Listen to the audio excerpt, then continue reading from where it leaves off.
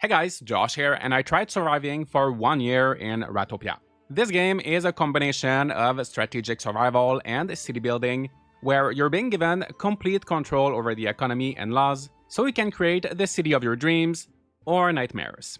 Ratopia is made by indie developer Castle Games, who are kindly sponsoring this video, and you can find it on Steam where there is a demo right now, and it's also on Xbox One, Series X, and S. I will show you how my first playthrough went so you can see how the game works, and I hope you will learn from all of my terrible mistakes. If you do, leave a like on the video and let's begin. First, every good settlement needs a leader. His default name is Ratward. Sounds good to me, let's go with that. I customize his appearance and I'm asked to pick one of 5 character traits, each one coming with 2 unique perks. It is my first time playing, which makes it hard to choose, but I go for Prestigious Scholar, which gives me a 20% experience bonus and 3 research points. Next, I can select a biome. Grassland is recommended for new players. Sure, let's stick to that. Then I create this very cheesy flag, I know, not very creative, and I select my difficulty setting. There is Peaceful, Easy, Normal, and Hard, as well as an option to customize every single setting individually, so you should be able to find something that matches whatever challenge level you're looking for. Before experimenting too much with all of that, every good lab rat knows that we need a control group, so I'll just go with normal, and by the end, you should have an idea of what settings are best for you. So here we are in Ratopia. I have these 2 rats who are building storage, and never mind, one of them just went away, so I'm by myself, but he will pop up occasionally in the corner here to teach me the ropes of the game. I can control Ratward directly using WASD, and I destroy blocks by clicking on them. Very simple. These blocks here are dropping leaves, and I can carry up to 3 items of the same type at a time, so I pick up the leaves and I drop them into the storage. So far, so good. Next, I chop this tree to get wood, and as long as I don't remove the stump, the tree will grow back by itself on a regular basis. Now that we have a few materials, let's try building. I open the menu, click on the blueprint for a ladder, and I place a few leading down this hole because I'm a curious rat and I want to see what's down there. I won't lie, building these first ladders is tedious because I have to grab the leaves manually from the storage, walk over to the blueprint, drop them, go back to the storage, and I have to do that a few times. But don't worry, I am a leader after all. I won't be doing manual labor for too long. That is why I need more rats, so for this I build a beautiful city entrance, and from now on, every few minutes, I will be able to welcome 1 out of 3 groups of migrants. The first group is typically a single rat with some resources. The second group is also a solo rat, but they could have better stats. And the last group is actually the only proper group, so in this case, they are 2 rats together. Every rat has their own stats, so there is strength, agility, intelligence, and they also have unique perks, good or bad, that can affect, for example, the rate at which their needs decrease. It's always tricky when you don't know anything. I've never been a rat leader before, but for my first migrant, Chase the street poet is calling to me. Chase receives +5 happiness points for 3 days whenever he's passing by the leader, which not only is very flattering for my ego, it also sounds like a useful trait to have at the beginning since we will have to be near each other anyway. I can now give gathering commands by clicking on any tree or plant, and Chase will be collecting them. I start placing blueprints for dirt blocks to create a nice flat ground, and as soon as I do that, Chase also gets to work automatically, grabbing dirt from the chest and everything. Chase and I were loving it here, and already new rats want to move in, so here are our newest buddies, Dylan and Pixie. By the way, did you know that contrary to popular belief, rats are actually quite clean animals? At least, that's what the internet says, correct me if I'm wrong, but it is no different in Ratopia. Our lovely ratizens care a lot about their hygiene. So the first facility we add is this toilet. Rats are also smart animals, so we want a research table, obviously, but for that we need a sawmill. Let's do that. The sawmill is not gonna do anything by itself, I need to assign a rat to it. And productivity, at least for this facility, is affected by the strength stat. Chase is our strongest by far right now with 1 strength point, so I declare him our sawmill guy. He will, completely on his own, take lumber from the storage, turn it into planks, and then deliver those planks back to the storage. It is fun to witness all of it in action. Very satisfying, but I can't just stand there and watch. If I want this sawmill to run at full efficiency, we can't afford to run out of wood, so I go chop a few more trees. Meanwhile, Pixie and Dylan are digging a little cave, as we're going to need more space. Word is spreading about our settlement, and a new rat called Lala moves in, and she has a 20% production efficiency bonus. Sorry Chase, she is taking over the sawmill. Don't worry about him though. I use my research table to learn how to make a circus stand, which will allow Chase to chase his dream and provide joy to all Ratizans of Ratopia. Look at him in his outfit. He's so happy, so cute, living his best circus life. However, the rat life is not just about hygiene and fun. Like the rest of us, they also need food.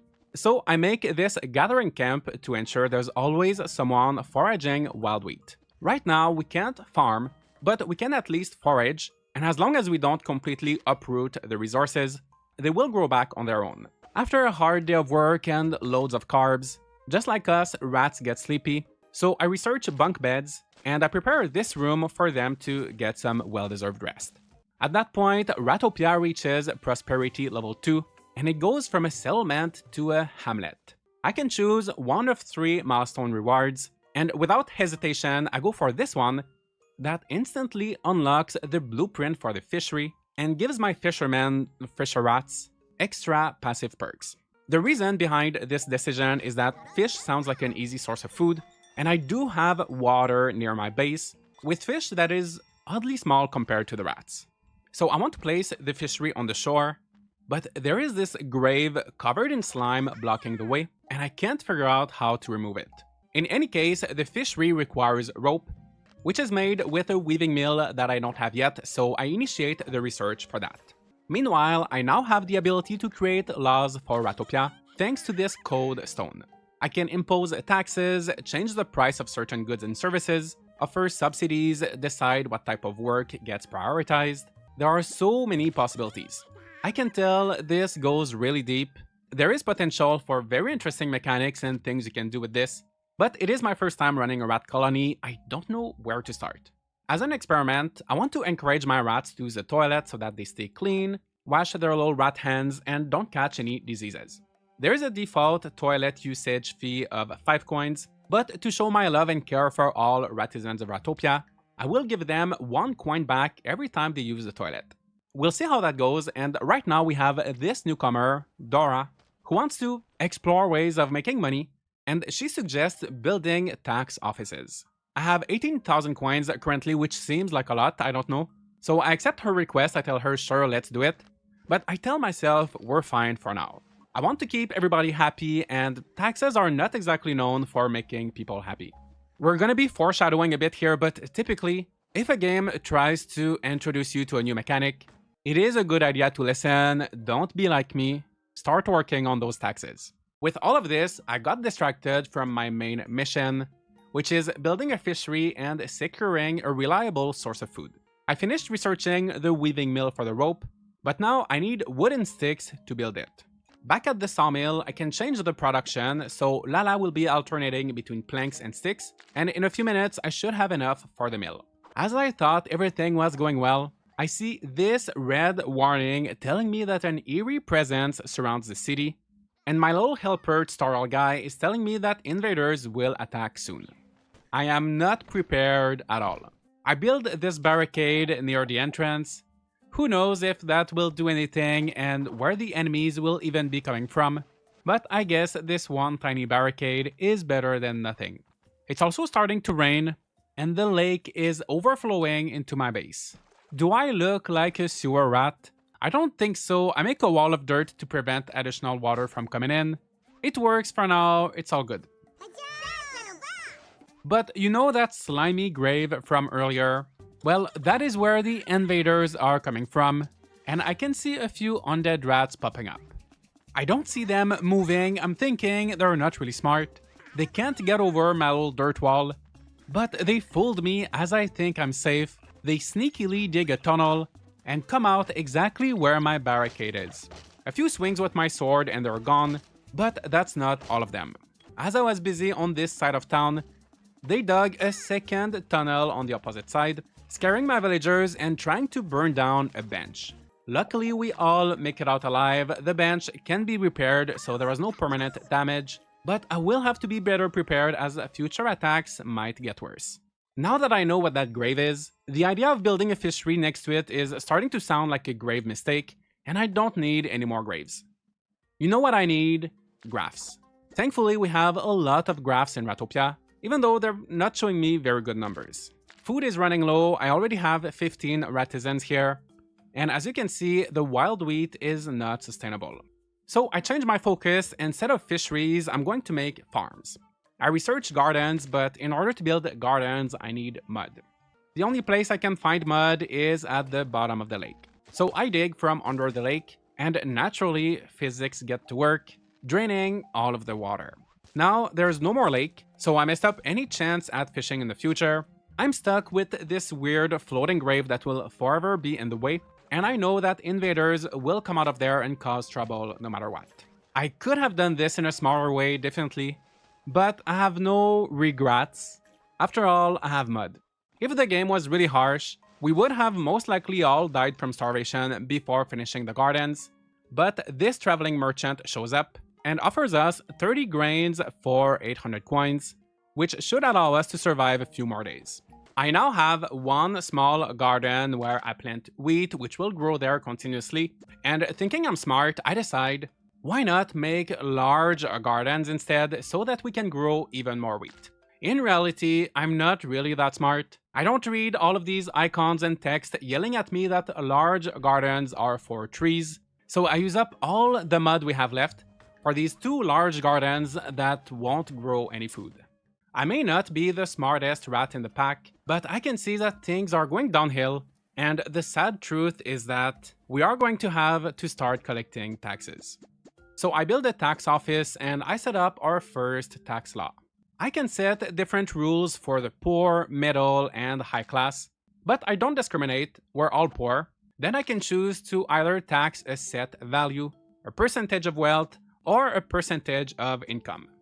There are guides on Steam and other places online that can help with all of that so you can have a smoother experience than mine, but I like to learn things the hard way, and I set the taxes to 5% of everybody's income. All of my laws right now, well, my two laws, this one for the taxes and the toilet subsidy, are titled Nameless Law 0 because I'm too lazy to give them proper names, but that could get confusing very quickly. So again, I do not recommend you do whatever I'm doing. I also know that it's a matter of time before these slimy invaders come back, so I build a training camp where I will slowly train artisans to become soldiers, starting with this one called Bruno. I'm a busy rat, I have so much on my plate right now, except anything to eat. On my journey for mud, I go down a rabbit hole, and I mean a literal rabbit hole with rabbits, which is another potential source of food. It would require to have a hunter and a butcher. For that, I need a few more research points, and currently I am out of research points. One way to get points is by finding new materials, and remember that I also started with 3 extra from my character trait, but I already spent all of them. I can get started on this laboratory that will generate research points over time. That is something I should have done way earlier, but no matter what, I know we won't be eating rabbits in the short term. I need mud as soon as possible for my gardens, and our food storage is quickly declining back to 0. My search is interrupted as the invaders come back. I'm counting on Bruno to put his training into action, but I'm not too impressed. He gets wounded and drops to the ground after a few hits. A lot is happening, I'm trying to take control of this situation so I don't realize this in the moment, but since I did not immediately carry Bruno into a bed to recover, he dies, what a shame. Until I build a proper grave and bury him, his corpse will slowly cause others to get sick, but the problem is I'm already out and I just fell into this giant beehive. A slightly higher fall and I would have joined Bruno instantly, but he'll have to wait. I defeat some of these bees, collect beeswax. Don't know what I'll be doing with them, but at least I'll be receiving research points for my findings. I keep searching, no mud in sight, but when I return to the base, I realize something. I can demolish my existing large gardens and get all of the materials back at no cost. I wish I knew that sooner. I hurry up, destroy the big gardens, and replace them, finally, with a bunch of small ones to grow wheat. We somehow survive all the way to day 13, except for Bruno, and day 13 is when spring turns into summer. As if I wasn't panicking enough already, I'm told about how in winter, my small gardens won't be able to grow anything. So they are good right now to produce quickly and create reserves, but if I want something that will grow all throughout winter, I will need a grain farm, which is different from the gardens. Naturally, I don't wait, I build a grain farm, but guess what?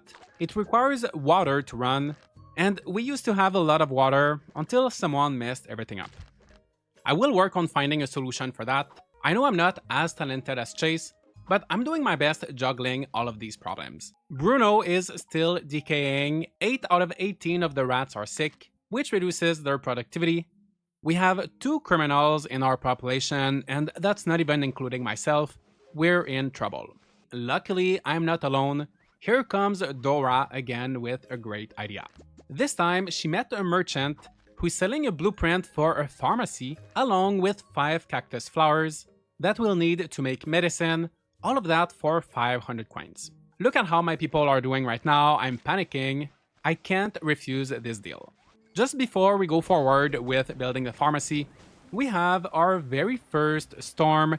There's water everywhere, and I take back what I said earlier, being a sewer rat is really not that bad. In fact, I can scoop up all of this extra water and put it in storage for the grain farm. I'm aware that storms won't last forever, so I also build a water tank. Our farm should be good for the foreseeable future, but I'm afraid it still won't be enough. I catch up on some graphs and decide to put a break on accepting new rats until I can feed everyone who's already here comfortably and that their happiness stops decreasing every day. I should have maybe looked at this earlier, as to my surprise, I learned that I'm collecting less than 100 coins per day in taxes, and I'm spending way more. That will have to change, but you know, sometimes you just have to spend money before you can make money. As our pharmacy is almost open for business, this mysterious doctor shows up, and he offers to provide immunity to every healthy rat so they don't get sick in the future. This won't work on those who are already sick, obviously, and it is another 600 coins, but I will take any help I can to prevent the situation from getting worse. So a good portion of my population is protected, but the rats who are already sick are quickly passing away one after the other. 2 dead rats, 3 dead rats, 4th undead invasion, I'm almost dead, and by the end there are 6 dead rats waiting to be buried. I have to start recruiting new rats again, otherwise I won't have enough to run all of the facilities. But sadly, every newcomer gets sick, and I'm sick of this vicious cycle. I research how to make graves. Yes, Bruno is still waiting, and luckily they're not too expensive to build. They take space, however, so I place them slightly outside of town, above the giant beehive, which will allow everyone to rest in peace. As I finish up the cleaning, it must be the good karma coming back to me. I get 2 special events back to back. One guy gives me 20 grains completely for free, and another one of these mysterious doctors shows up and heals everybody for 800 coins. Unbelievable. So there is food for one day, no one is sick for one... Oh, never mind, they're getting sick again. But I'm starting to see the light at the end of the tunnel. It seems like hygiene is really becoming a problem, so I increase the toilet subsidy from 1 to 10 coins. So it's not just a discount anymore, I'm actually paying everyone to stay clean, and I hope it makes a difference. When it comes to food, we have 2 butchers, no hunter yet, so right now they are relying on me to provide them with rabbit meat. I do that whenever I can, and it helps a little bit. We have our pharmacy to produce medicine, and I also build a hospital, which is needed to actually give that medicine.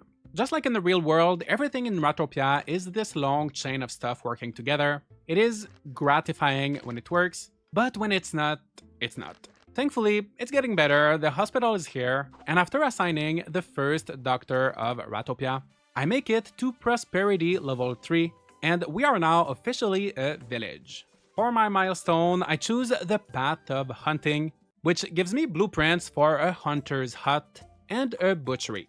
I don't need the butchery blueprints obviously, but I do need the hunter's hut. And the milestone also comes with a perk making butchers 30% more efficient, and that sounds simply amazing. Before we talk about hunting, I want my residents to be healthy, and I think they deserve free healthcare. A doctor visit here is usually 60 coins, but I will be covering everything. Let me just rename all of the laws so I can keep track better, and we'll make adjustments if things don't work out. Back to our food, I placed the hunter's hut in the rabbit hole, so I won't have to do the hunting by myself any longer. The honor will go to Dora, she's been helping me so much, and she deserves it. Since it's a bit far from the base and that I'm such a generous leader, I know, I give her a bed, well, a bunk bed, because sharing is caring, and I also give her a toilet and a storage in the same area, so she will never have to step away from her workplace. Welcome to the rat race, Dora. Isn't it fun? I hope you enjoy your time here. You know, it's all about teamwork. So butchers will be picking up the meat from that new storage, which is also closer to their workplace. We are gradually optimizing efficiency here. Dora is hitting all those KPI targets, and the same day we start seeing the food numbers going up. People are eating, the doctor is treating patients, and to make everything better, I stumble upon this menu where I can assign skill points to my leader. I have 2 points, I received 1 for each time I leveled up their prosperity, and I pick 2 game-changing skills. One allows me to heal people by myself without any medicine or financial cost, and the other one allows me to clear someone's criminal status so that they don't disrupt things more than they already are. So now I'm just walking around, finding whoever needs my help, and I fix them. This is not a forever solution, I won't be able to keep up and heal everybody when the population grows, but for now, it works. I found all of this just in time because the pharmacy ran out of cactus flowers that is used to produce medicine. I got the first 5 ones from the traveling merchant, but I have no clue where to go if I want more. Free healthcare has been costing us about 120 coins per day. It won't matter anyway now with the medicine shortage, but my wash your hands law, the one where I pay people to use the toilet, that is costing about 300 to 400 per day. The rats are washing their hands for sure, hygiene is getting better, but I'm barely collecting half of that amount in taxes. After noticing that Chase and a few other fortunate rats had almost more money than our entire government, I increased the income tax to 8% and then 15%, but I'm still spending over double what I make daily, and our savings are going to run out. I also add a flat tax of 20 coins per day for every single rat, and that's a mistake. It won't take long for some rats to run out of money, and I will later rectify by only imposing this tax to those who have at least 100 coins in their wallet. There are so many settings to play around with and experiment. I won't bore you with all the numbers, but managing the finances of a rat village is more in-depth than I thought, and my track record so far has been a disaster. I feel bad for my people, and I especially feel bad for Chase. While he's been entertaining everybody since day 3, no one ever entertained him. No one ever cared to ask him, "Chase, how are you?" Despite the wealth, fame, and his best effort at keeping up a smile just to make everybody else happy, I know that deep down Chase is suffering because the game is telling me that his joy is at 0. He's even contemplating the idea of doing something reckless, and we don't want that. As a silver lining, he never ever got sick, and the reason for that might be just because he barely ever left his stage. Still, I'm his #1 fan. I don't want him to burn out, so I will be building an arena as a second source of entertainment for Ratopia, and that will allow him to take a break once in a while. In hindsight, I should probably increase taxes for Chase, but he's sad, I don't want to make it worse, and it's hard to see clearly with this shiny miracle falling from the sky. Yes, a huge rock comes crashing down on Ratopia, and inside, coins. 3,000 coins. The catch is, it comes with a message saying that if I take the treasure, I will march towards inevitable doom. I have 3 options: take it, bury it, or pretend to bury it and take half. I do believe in miracles, but I don't believe in curses, so I take everything and it should keep me afloat for a bit longer.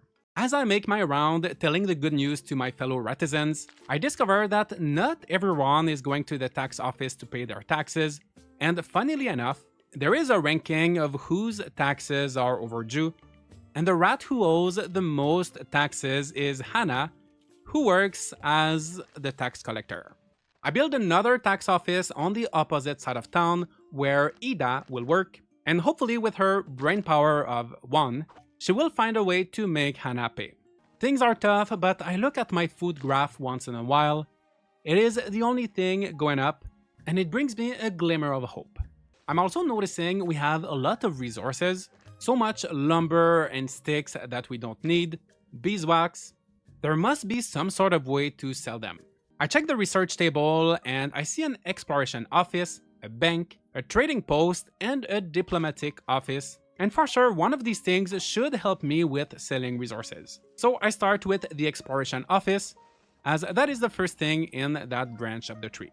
While research is being done, it is day 25, beginning of autumn, and let's catch up with the star of Ratopia, Chase. His wealth is 4,500, he officially surpassed the government. He's only paying 40 coins in taxes, but I still feel bad for him. And look, he's at the arena, experiencing joy for the very first time since he moved in. Another wealthy Ratizen who catches my interest is Diana, who tells me she could do a ritual to lift off the curse from the rock from the sky, if I give her 500 coins. I appreciate the offer, but I need that money more than she does, so I respectfully decline, and what's the worst that could happen? She will lose 5 happiness points for 24 hours, and I will keep on moving. A day later, 2 more Ratizens beg me to do the ritual. I appreciate the offer, but again, I can't. It's too much money for something that's not guaranteed, so I respectfully decline. What's the worst that could happen? Everyone will lose 5 happiness points for 72 hours, and I will keep on moving. Later that very same day, no one asks me a third time. Without warning, Ratizens start revolting, how dare they, burning everything down. I have to take out my sword to fix the situation, and it ends with 1 dead, 1 severely wounded. I honestly wish I could just bury myself right now instead of others, but I have to live a bit longer as it is my duty to defend Ratopia from yet another invasion. They are not getting easier, doing more and more damage each time. When there's no invasion, there's a revolt from inside. Things are out of control. I tried increasing the taxes to 20% so we don't run out of savings, and they're now burning the code stone, and that disables every single law, even their hand-washing subsidy, until everybody calms down and we can repair it. Someone even dared to destroy the circus stand, but now they're dead and Chase is back to work. As soon as I'm done cleaning up again, a swarm of locusts comes to eat all the plants and vegetation, but they're not bugging me, they're the least of my concerns. We are in such a crisis right now, every time I think it's about to get 1% better, it gets 5% worse, and let's face it, I don't have too much hope for this train wreck. My only chance at getting back on track, if I ever was on track in the first place, would be to reach Prosperity level 4 and unlocking a really good game-changing milestone. Prosperity is divided into 3 categories, so there's the Economy score, Structure score, and Ratizen score. You level up as their combined total reaches a certain number, and right now I'm at 54,000 out of 60,000. Somehow my Economy score is maxed out, I think mostly because a few of my Ratizens have been accumulating most of the wealth. Then there's a Structure score based on the facilities I have. Lastly, the Ratizen score is based on everybody's quality of life, and both of these 2 scores have a lot of room for improvement. I build a tailor shop which will provide clothes. I make sure every facility has a worker assigned to it, since many passed away recently with no one taking their place, and I finish building the exploration office. Here I can send Ratizens on expeditions, where they can discover resources or even other cities that I could maybe trade with in the future. I start 2 expeditions to find new places, we'll come back to those later, and with all of these improvements of the last few days, we're already up to 56,000 points. Another undead invasion sets me back a bit, but I build some benches, decorate as much as I can, do a few repairs, and we're now to 57,300. All of this hard work is starting to pay off on day 35, as for the first time I think, I make a profit without even having to rely on special events like a rock falling from the sky. The rats are being a bit more productive, paying their taxes, things are working a little bit. Despite regular revolts, I'm at 59,250 points, so close to the goal, but it might be too little too late.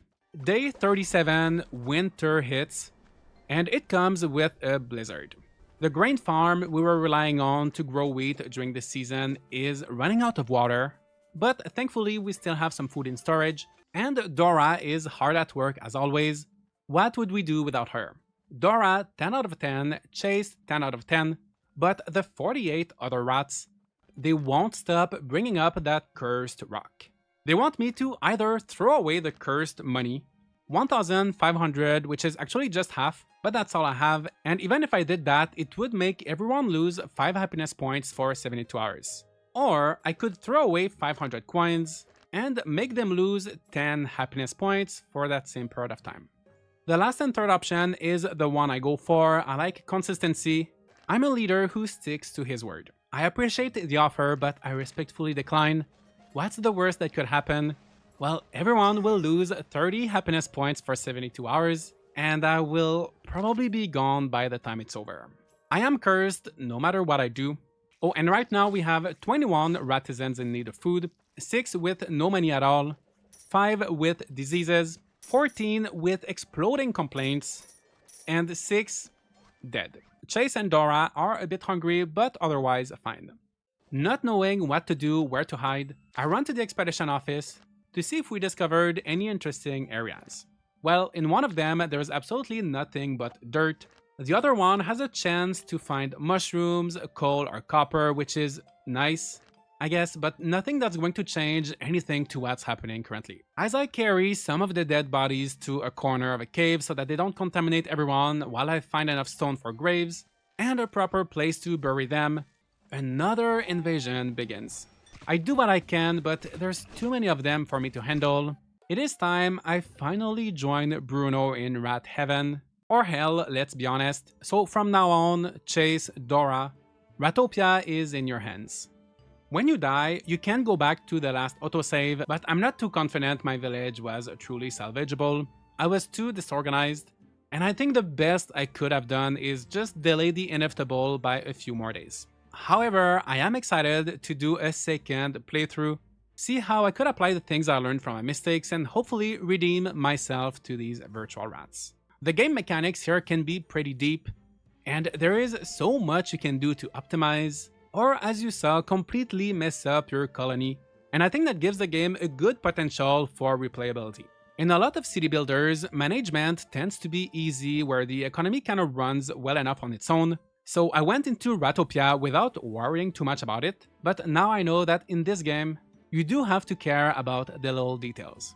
If you play in normal mode, at least the original experience it was designed for, you have to be ready for a lot of management, a steep learning curve, and a few stressful moments in a good way. Hopefully you also learn from my mistakes and make a better leader than I did. I'm sure you will, but let me know what you think of Ratopia. Have you heard of that game before? Have you played it or not? And if you have not, well, feel free to check it out using the link in the description. Thanks again to the developer Castle Games for sponsoring today's video. Leave a like and subscribe for more content like this. At the very least, leave a like for Chase and Dora, and I'll see you all in the next video.